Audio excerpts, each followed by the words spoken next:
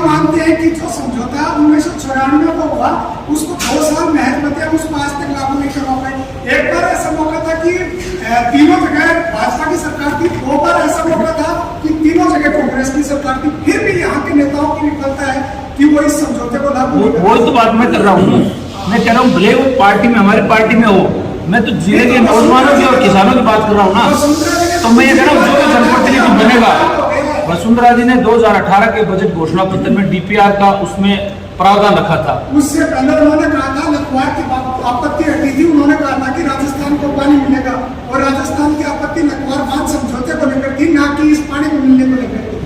नहीं, अभी जो यमुना बोर्ड का जो फैसला है, तो यमुना का पानी जहाँ से मिलना है ताजेवाला हेड से मिलना है। मैं ताजेवाला हेड की बात कर रहा हूँ। ताजेवाला हेड पे जहाँ से 5 राज्यों के समझौते का पानी आ रहा है वो लखवाड़ बांध से आ रहा है। वो जहाँ से आ रही थी डिटेल में मुझे पता नहीं है, पर मैं कह रहा हूँ ये इश्यू है जिसके बारे में मैं बोलता रहता हूँ, वो चाहे बीजेपी की सरकार हो चाहे कांग्रेस की सरकार हो। मैं जो कहना चाह रहा हूँ ये है कि हमने जो पॉलिटिक्स और राजनीति आज तक की है वो मूल्य आधारित और मुद्दे आधारित राजनीति की है। वो जो झुंझुनू के जिले के लोगों को, नौजवानों को, चाहे वो सरकारी कॉलेज मिले, चाहे वो आरपीएससी के माध्यम से भर्ती हो, चाहे अन्य अनेक जो भी मामले हुए हैं, वो हमने मूल्य आधारित राजनीति की है। उसमें अगर पद हो तो वो जहाँ जो सदन हमें मिलेगा, जो भी मंच मिलता है, अगर उसके पास पद हो तो उसकी गंभीरता बढ़ जाती है, और हमारी गंभीरता है वो पद नहीं होने की वजह से वो कम है।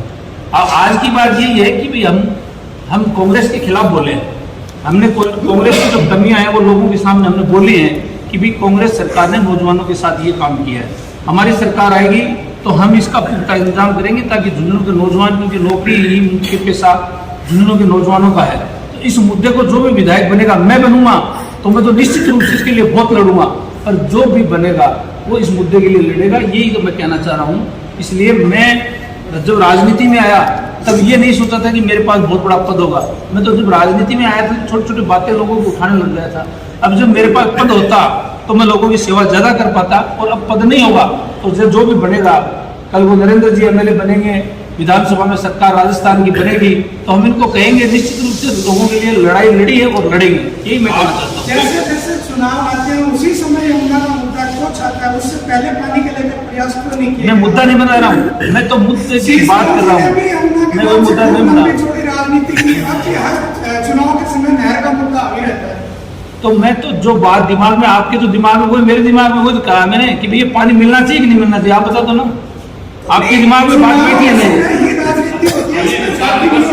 नहीं। मैं इसलिए कहता हूँ कि ये मैंने निजी बात कही है कि मैंने निजी, आप कह रहे हो उन्होंने कहा कि भाई आपको पहले भी आश्वासन दिया, मैंने कहा मैंने राजनीति, मुद्दों की राजनीति की है और सिद्धांतों की राजनीति की है।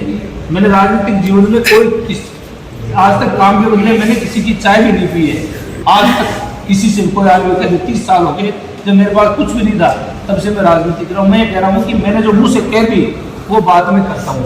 मैं नरेंद्र जी के पास इसलिए बैठा हूँ क्योंकि मैंने मेरे भाषण में ये कहा कि बीजेपी की टिकट जो भी लेके आएगा हम उसको विधानसभा से विधायक बनाएंगे, भले मुझे मिले चाहे दूसरे को। तो उस बात से मैं दो बातें नहीं कर सकता, मैं ये बात सिद्धांतों की बात बता रहा हूँ। मंडावा क्षेत्र में ज्यादा सैनिक भी है, पूर्व सैनिक भी है, और अपना बिहार ऑफिस बीकानेर जाएगा, चर्चा है, नहीं जाएगा, बात होती है। आप कब तक उपेक्षा चाहेंगे?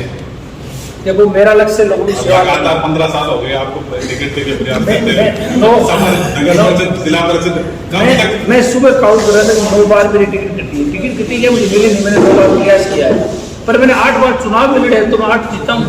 इसलिए मैं जनता को थैंक्स बोल रहा हूँ, और पार्टी में हो सकता है कहीं मेरी, अब नरेंद्र जी दोबारा एमएलए बनेंगे तो कहीं ये बात रखेंगे भाई ये तो देखो इनकी उपेक्षा गलत हो रही है, तो रखेंगे तो धन्यवाद नहीं रखेंगे तो आपके बीच में हूँ ही मैं तो जीऊँगा जब तक लोगों की सेवा करूँ। थैंक्स।